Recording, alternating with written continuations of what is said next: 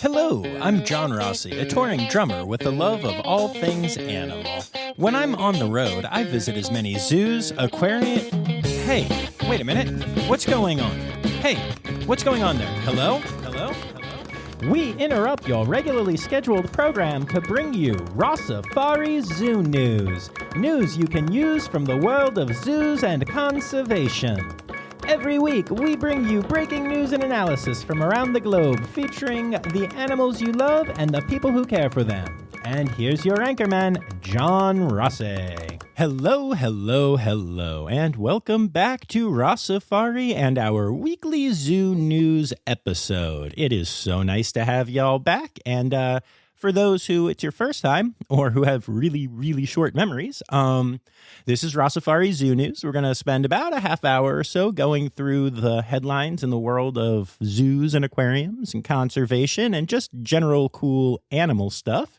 And for those of you that were here last week, you know that we took a little departure to kind of do a deep dive on a couple of heavier stories. And it wasn't the happiest thing in the world, but we're back.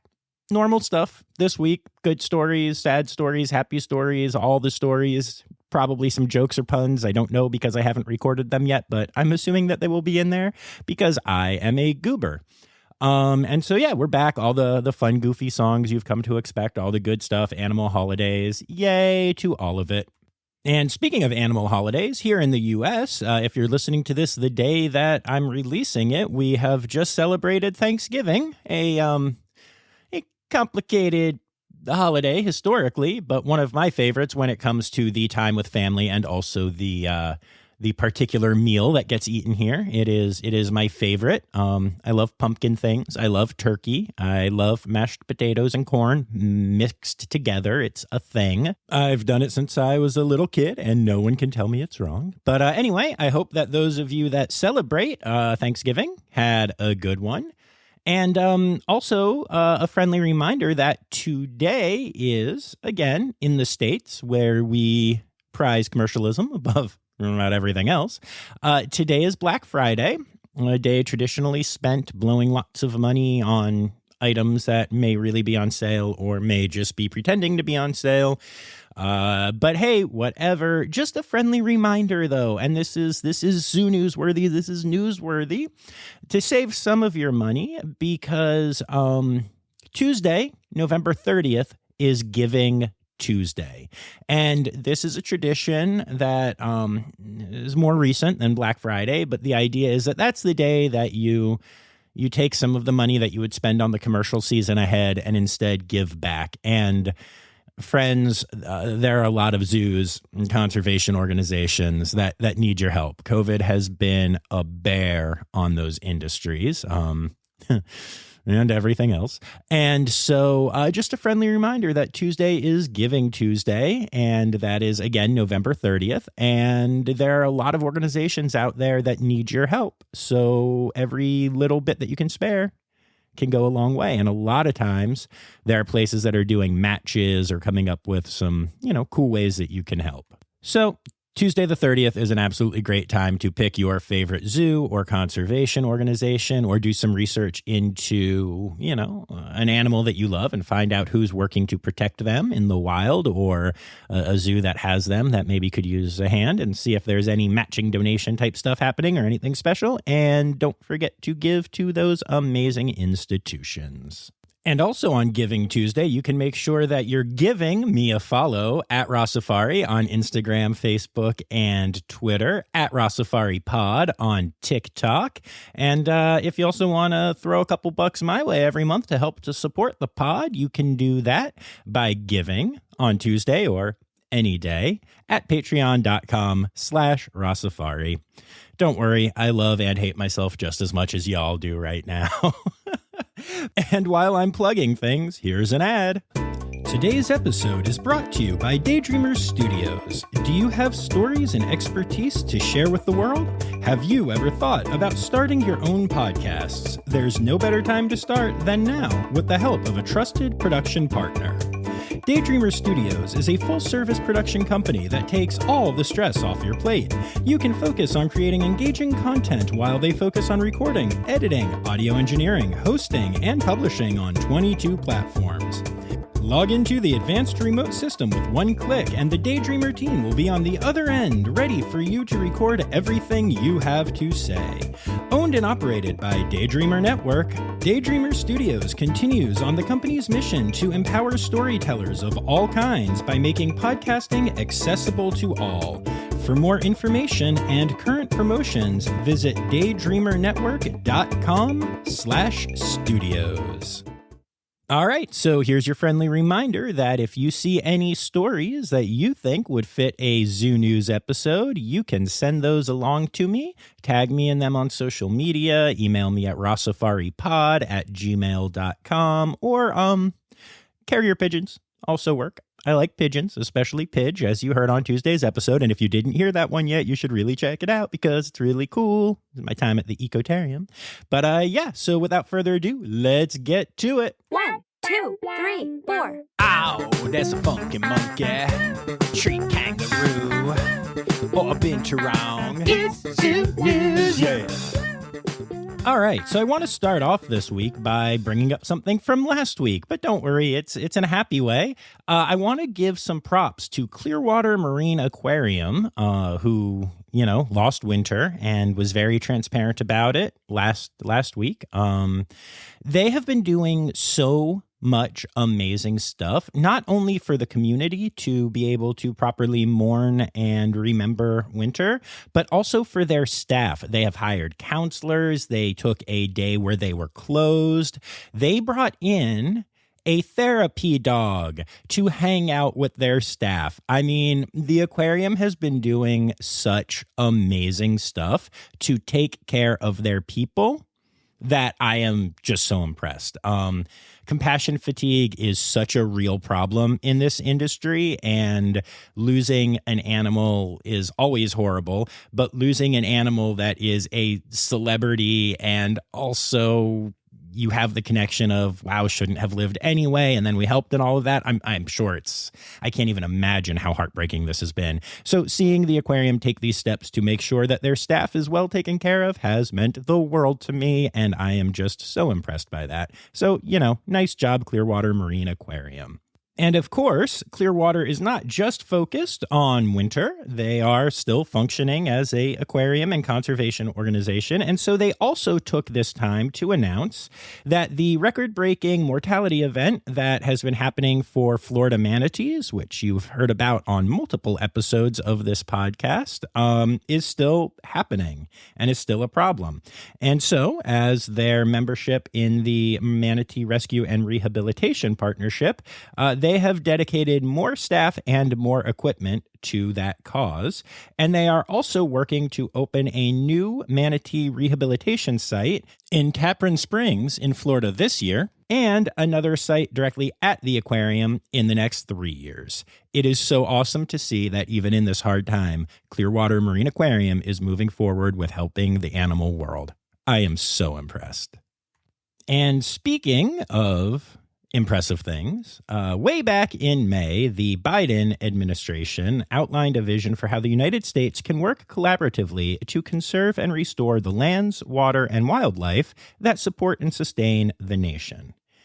It's referred to as the America the Beautiful initiative, and it is a decade-long effort to support locally led and voluntary conservation and restoration efforts across public, private, and tribal lands and waters in order to create jobs and strengthen the economy, while also helping to tackle climate change and other natural crises and address inequitable access to the outdoors. One of the ultimate goals of this initiative is to conserve 30% of America's lands, waters, and ocean by the year 2030. So as I mentioned, this was back in May, but what makes it newsworthy now, and also zoo newsworthy, is that over 180 zoos, aquariums, and museums have decided to partner together to support the initiative. I shall now read you a list of all one. No, I'm kidding. But, a lot of our favorites are on there. A lot of amazing zoos, amazing aquariums, exactly who you would expect are taking part in the administration's efforts to help conservation. And I just love seeing that partnership. So, as I mentioned in the intro, it is now the holiday season in the United States, and that means zoo lights, or zoo lanterns, or Zoolumination or a Lazumination or whatever. Take the time to look into your local zoos and aquariums and see what they are doing for the holidays. A lot of times zoos now will be open into the evening and you can go and see them all lit up with fancy cool lights and displays, and sometimes there's a conservation message and sometimes there's hot cocoa and s'mores, and it's not only a really nice way to spend a beautiful evening, but it also really helps the zoos. I've been told from a lot of different people who are involved in these types of things that zoos make a lot of their money off of this kind of thing. So if you're looking for a nice evening activity that's going to make you cold but also warm your heart, then go and support your local zoo in whatever effort they are doing involving lights and their property. Yay. All right, so next we are going to talk about the accreditation of the Columbus Zoo. I know you've all been really curious to know what's going on with that, and this is not AZA accreditation that we're talking about here. Gotcha. But what we are talking about is that the Columbus Zoo and Aquarium is excited to announce its accreditation by the Alliance of Marine Mammal Parks and Aquariums, the AMMPA, an international association and accrediting body specializing in marine mammals. This is definitely a prestigious thing, and there was a comprehensive 2-day on-site inspection of the zoo's manatee, polar bear, sea lion, and harbor seal facilities.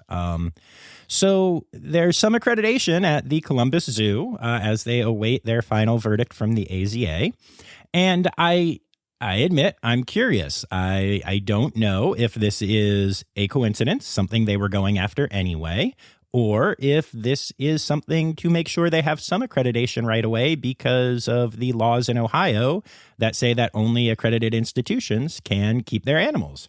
I'm not even sure if this accreditation counts towards that law, or if that law even will apply to the Columbus Zoo right now. There's so many things up in the air, but regardless, it is really nice to see that Columbus got this, and it's a nice reminder that even with everything going on between them and the AZA right now, that they are an amazing facility that is one of the most prestigious in the world and deserves to be accredited as such. Okay, so for this next story, we need a little bit of historical context. You may remember back before I was doing the whole podcast thing that there was a woman who 2 years ago was charged with trespassing when she went to the lion exhibit at the Bronx Zoo and started taunting the animals, trying to get them to dance with her and all kinds of crazy stuff. I want to be clear here. She was not in the lion exhibit. That matters, and we'll talk more about why later, other than the fact that, they could have killed her. But she went over the first barrier and into an area where the public is not allowed and was charged with trespassing. So 2 years later, a woman did the same thing. She went over the first barrier, was still across the moat from the lions, and started throwing money and roses at the lions. She was literally making it rain hundreds, not in the exhibit, but in a planted area on the other side of the moat. And it was the same woman.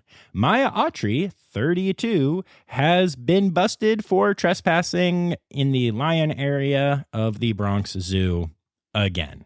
This time, she even got dressed up and started yelling about how much she had missed her king and how she was back for him. So, man, I guess the sequels really do always get just a little bit worse, don't they? But anyway, part of the reason that I am telling this story is because it's news that happened at a zoo, and part of the reason why is because if you look at the reporting of this story, almost every single place said she got into the lion exhibit. She did not. There was a moat. There was a barrier. The cat had no chance to reach her. She had no chance to reach the cat, I guess, unless she went into and out of the moat, which would be challenging. So it's not like she was going to be mauled by the lion, which is how a lot of this is being presented. And, again, I like to point out that facts matter. That said, this woman definitely needs to be charged with criminal trespassing, needs to be not allowed back into the zoo, needs to, have the justice system take care of her, and also needs to leave the damn lions alone. But the media also needs to do a much better job reporting on this kind of stuff and being accurate. On a less cuckoo banana pants note, the Detroit Zoo announced that it has released 87 critically endangered dusky gopher frogs that were bred and raised at the Detroit Zoo's National Amphibian Conservation Center back into their Mississippi homeland. These frogs used to be pretty abundant throughout the entire southeast of the United States, but now is nearly extinct. However, the Detroit Zoological Society has been working to conserve them since 2018, and with this latest release, can now announce that there are 338 gopher frogs that they have put back into the ecosystem. Yay, conservation. Oh, and hey, here's a new podcast alert for y'all. You're only allowed to listen once you've caught up on Rossifari, of course. But the San Diego Zoo has released a podcast called Amazing Wildlife, a San Diego Zoo podcast. And when you search for it on your podcast app, make sure that you do get the San Diego Zoo one, as there is another Amazing Wildlife podcast that is not from the San Diego Zoo. Only the first episode is out right now. Probably the second one, by the time you hear this, will be out as well. And it addresses elephants. And it's a quick podcast, about 17 minutes long, but it's an interesting conversation. And I'm going to be curious to see how this podcast develops and how it grows and changes. I love one of the hosts, Rick Schwartz, is an awesome dude, and he helped me out with some advice early on when I started Rossifari, and I just it's worth checking out, so I hope you enjoy it. But I mean, I do have to say one thing. Their actual theme song sounds like, I don't know if there's a word for what a serious version of a parody song would be, but it sounds like a that for this. Stereotypical animal podcast theme song. Here to bring you to conservation news.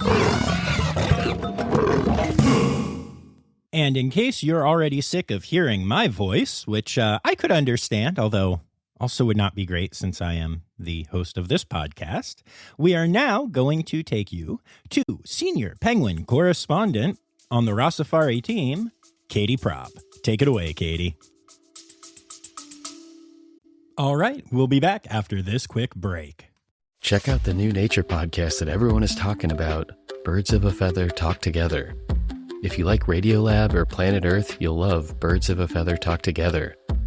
Escape from the daily grind into the world of birds. 2 experts and 2 amateurs talk about a different species every week.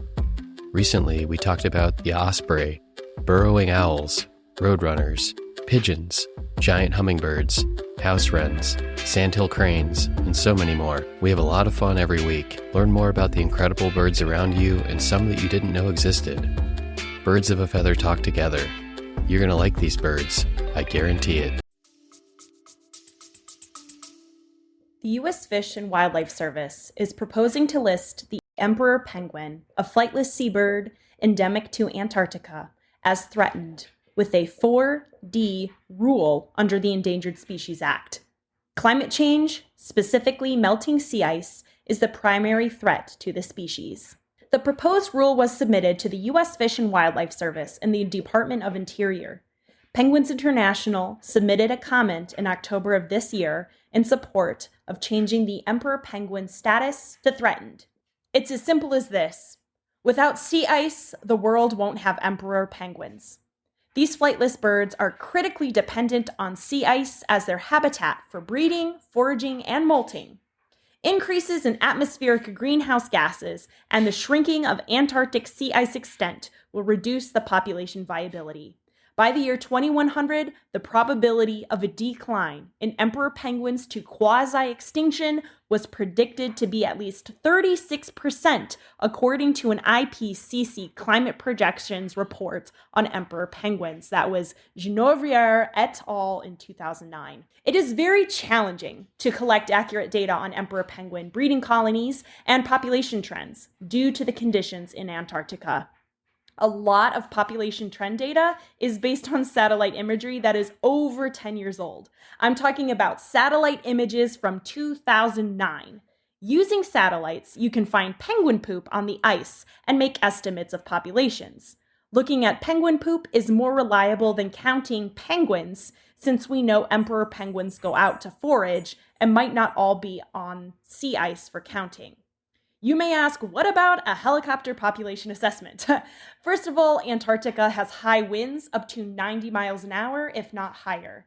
I don't know about you, but I wouldn't want to get into the chopper if I'm going to be blown across the world.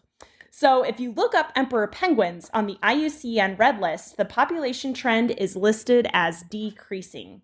However, a lot of the population details are unknown. Why does the data matter? In order to be listed as threatened under the Endangered Species Act, the U.S. Fish and Wildlife Service requires evidence that the species is truly in trouble.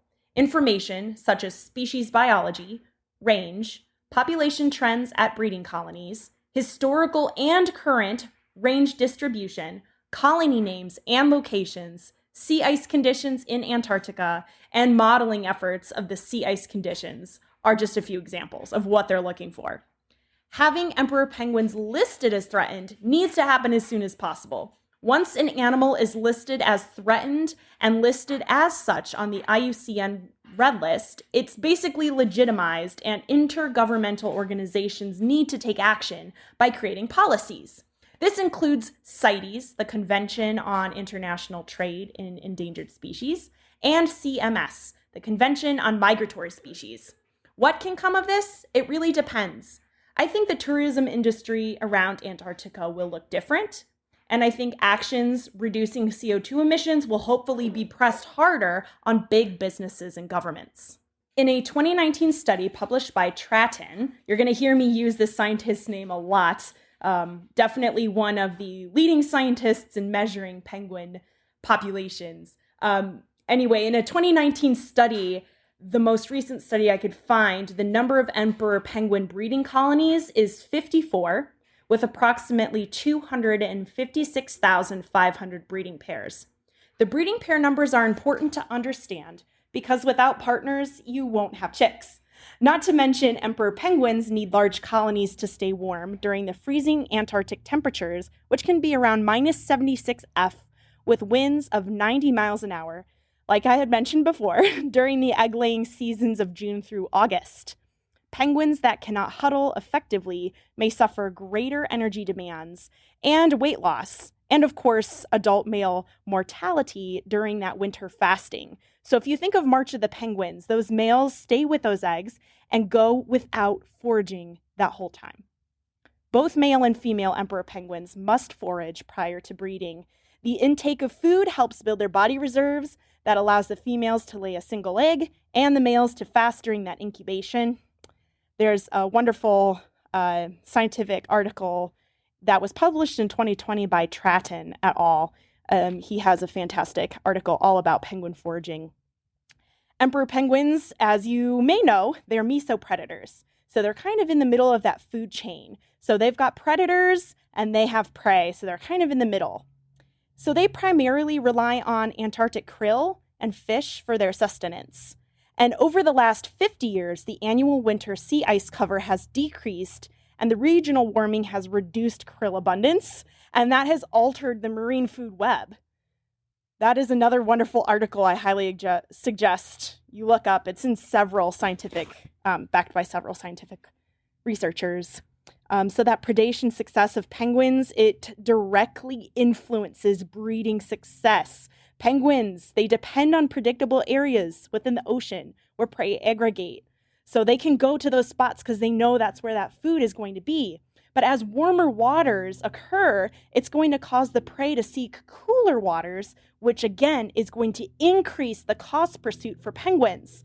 So we can see how that warming climate is going to impact emperor penguin colonies. One of the stories I read about that I think is so impactful is from 2006.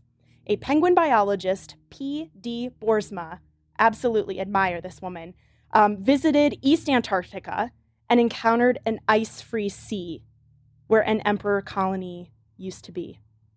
During September, a large storm hit that area and it broke up the fast ice, resulting in reproductive failure of the entire colony. Unfortunately, this isn't the only case of losing an entire emperor penguin colony due to changes in sea ice. By the 1990s, there was reductions in sea ice that caused shifts in penguin abundance and distribution. Now, mind you, these are a couple articles from 1992, 1996, 1997, and 2020. In the austral summer of 2016 and 17, the sea ice extent in the Weddell Sea dropped to a near record value, and that weakened sea ice caused a catastrophe of the brunt population. So the brunt population was a colony of emperor penguins. They each have little nicknames like Brunt, for example, so we can kind of identify what group is what group. They had about 14,000 to 25,000 breeding pairs for several decades, but all of that was lost due to the sea ice loss. In 2019, satellite imagery reviewed by the scientists Fretwall and Stratton revealed that the second largest emperor penguin breeding colony at Halley Bay suffered 3 years of almost total breeding failure. The reason why I'm telling you all this is not to be like, oh, boo, everything stinks. How dare we continue to melt the sea ice with our emissions? But the truth is we need to take action, and this is why this is such a big deal. We need emperor penguins to be listed so that policies can be changed. We need to work hard to preserve sea ice. Those emperor penguins are so dependent on it. Once again, it's for their breeding, their foraging, and their molting. I know that was a lot of information I just threw at you, but hopefully that gives you some insight into emperor penguins and what they're going through. If you care and want to learn more about our penguin projects, you can check out www.penguinsinternational.org. Thank you. Thank you, Katie Propp, for always showing up and showing me how to do my job better than I do. You are amazing and passionate and informed and inspiring, and I love you. Thank you for sending me that. And for sending me 5 scientific articles about penguins and penguin poop to read in my spare time. Y'all, get yourself a Katie Propp in your life. I highly recommend it. 64 years after the River Thames in London was pronounced to be biologically dead, conservation efforts to bring the river back to life have been working well. Recently, 3 species of sharks, including the taupe shark, the hounds shark, and the spur-dog shark, have been found living and actually thriving in the Thames. On a side note, spur-dog sharks are known for being venomous, and their poison cannot kill humans, but it does create discomfort and swelling, so stay away from those, London friends.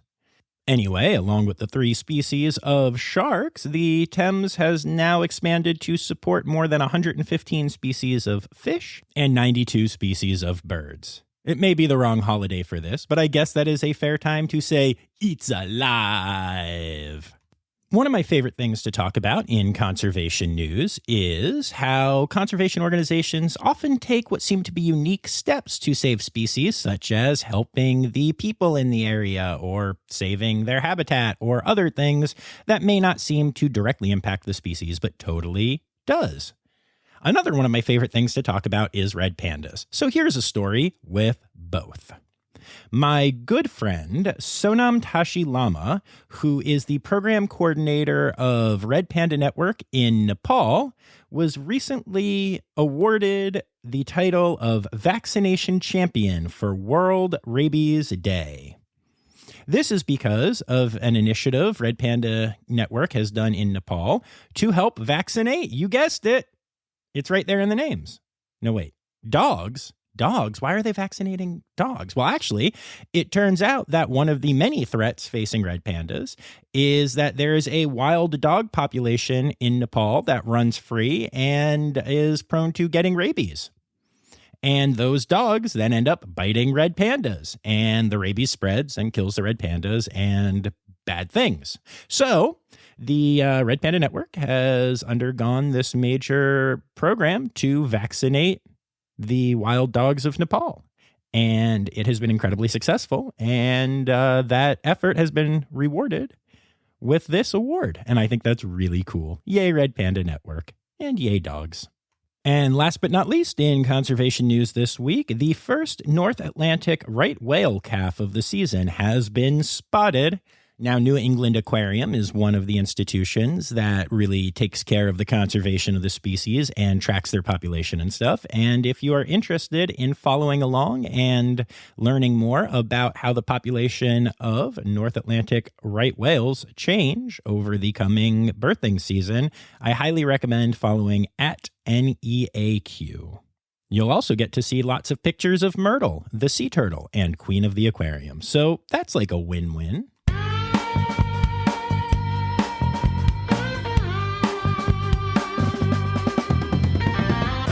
In other news,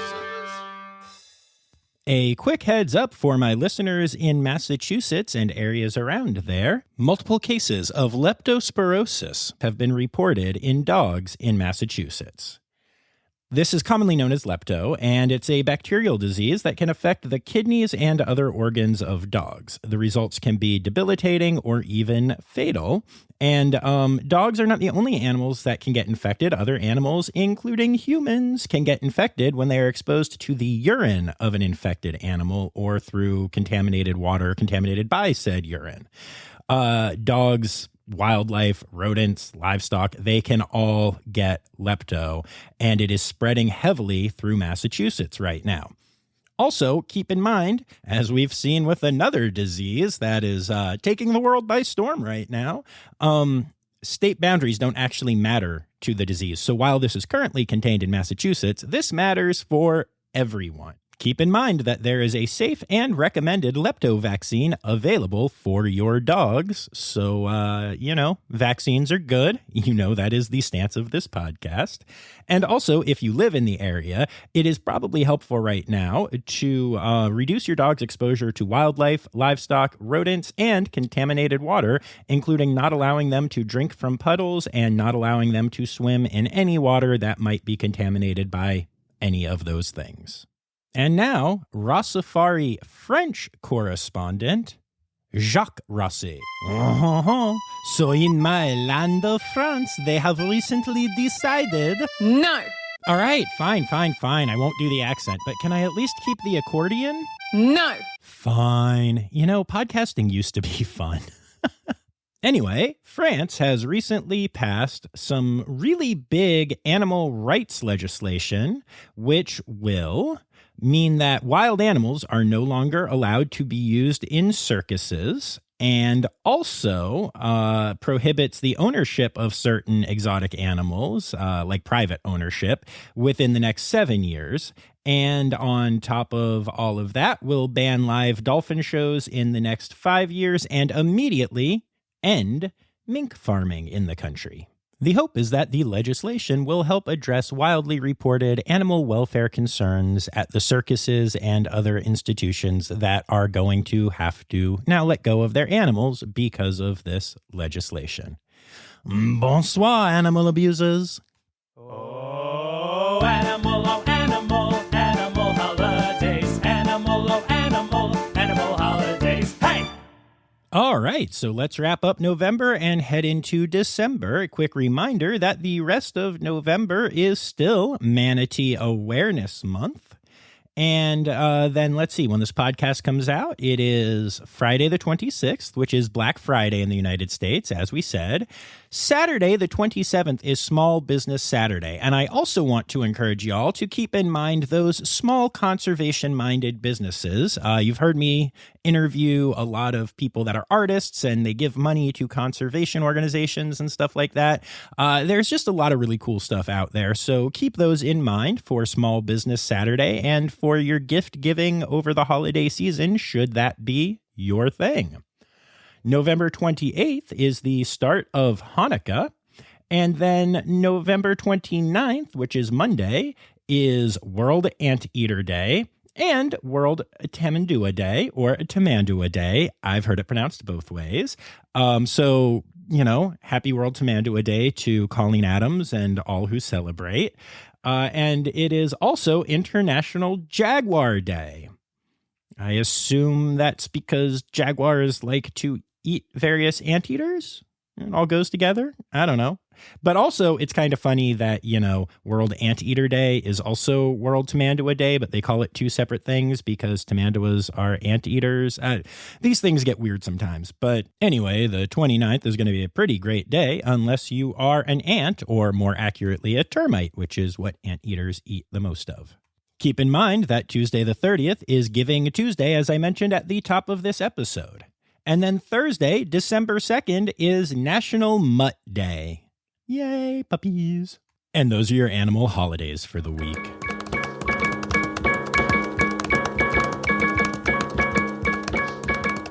Yay, zoos. Another episode is in the books, or more accurately, on the interwebs. And I would like to say thank you to my Red Panda patrons, Laura Shank and PJ Bevan. And a huge thanks to everyone who contributed stories last week and this week, including Katie Propp, Colleen Lenahan, Anya Keene, Alicia Gaudette, Snow Leopard Runner on Instagram, Dylan Hoy, Kim Cooley, Peter Oilo, Andrew King, Karen Gallinaw, and Dr. Zoe Vesley Gross. And remember, friends, the phrase "newsy credits backwards" is Steiderk Yiswen. The Rossifari podcast is produced, hosted, and engineered by John Rossi. Editing and fact-checking by John and Dr. Zoe Vesley Gross. Our theme song is Sevens by Nathan Burke, performed by Nathan and John. Interrupting John theme and additional voices by Taylor Isaac Gray. You can reach John directly on Instagram and Facebook at Rossifari, or by email at rossifaripod@gmail.com. Rossifari is part of the Daydreamer Media Network. Now, stop listening to me and go visit a zoo.